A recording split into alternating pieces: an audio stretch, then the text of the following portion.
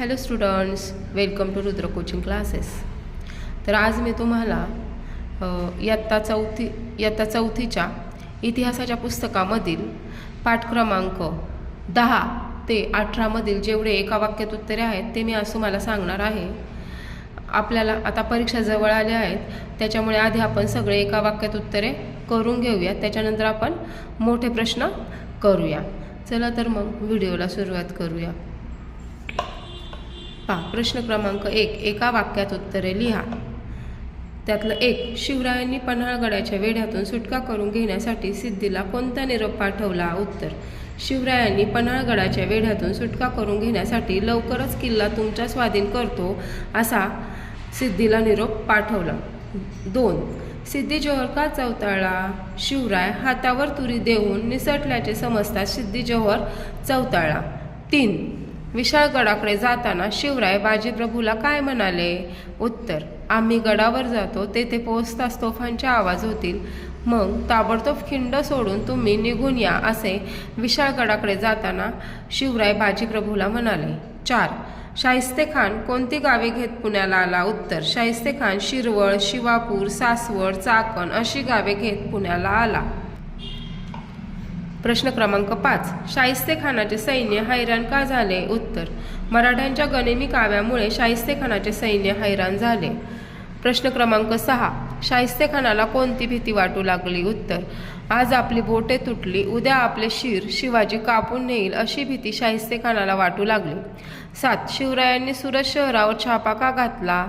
उत्तर, औरंगजेब बादशाहच्या फौजा महाराष्ट्रामध्ये धुमाकूळ घालत होता, तेव्हा बादशाहला जरब वचक बसवण्यासाठी शिवरायांनी सुरत शहरावर छापा घातला.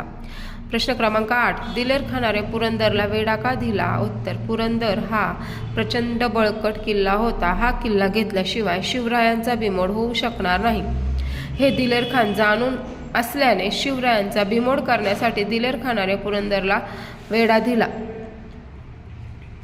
प्रश्न क्रमांक 9, मुघलांशी तह करण्याचे शिवरायांनी का ठरवले? उत्तर, मुघलांशी लढताना शक्ती अपुरी पडत होती आणि युक्ती उपयोगी पडत नव्हती, तेव्हा काही काळ माघार घेणेच योग्य असल्याने शिवरायांनी मुघलांशी तह करण्याचे ठरवले.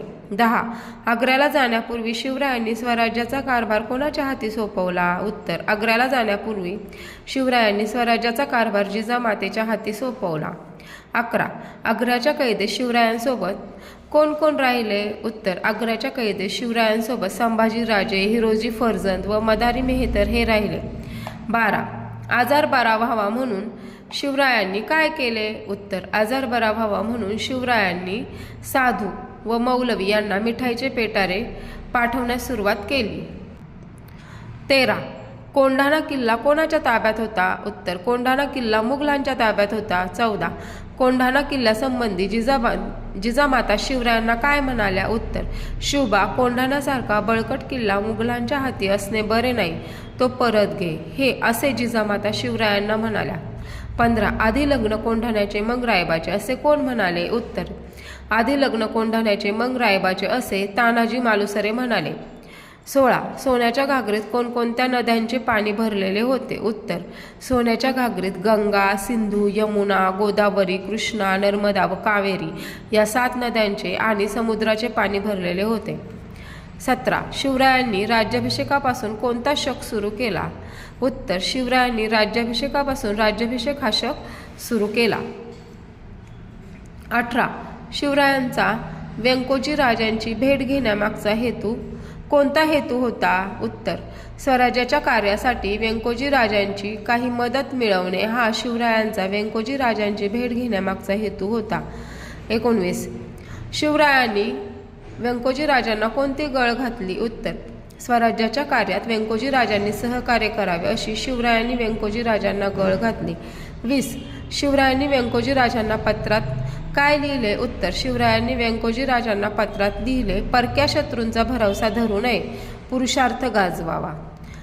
21, पुरंदरच्या तहात शिवरायांनी मुघलांना कोणता मुलूक देण्याचे कबूल केले? उत्तर, पुरंदरच्या तहात शिवरायांनी मुघलांना 23 किल्ले आणि त्याखालच्या 4 लक्ष होणांचा मुलूक देण्याचे कबूल केले. हा जो 21वा प्रश्न आहे हा पुरंदरचा तह वेढा व तह या प्रकरणातला आहे, तो चुकून माझ्याकडून राहिला होता, त्याच्यामुळे हा मी तुम्हाला सगळ्यात शेवटी दिलेला आहे. तर अशा प्रकारे मी तुम्हाला 21 एका वाक्यात उत्तरे लिहून दिलेली आहेत. आता हे शक्य झालं तर तुम्ही लिहून घ्या आणि पाठ करा. परीक्षेला याचा नक्कीच उपयोग होईल. जर व्हिडिओ आवडला असेल तर व्हिडिओला लाईक करा, शेअर करा आणि चॅनलला सबस्क्राईब करा.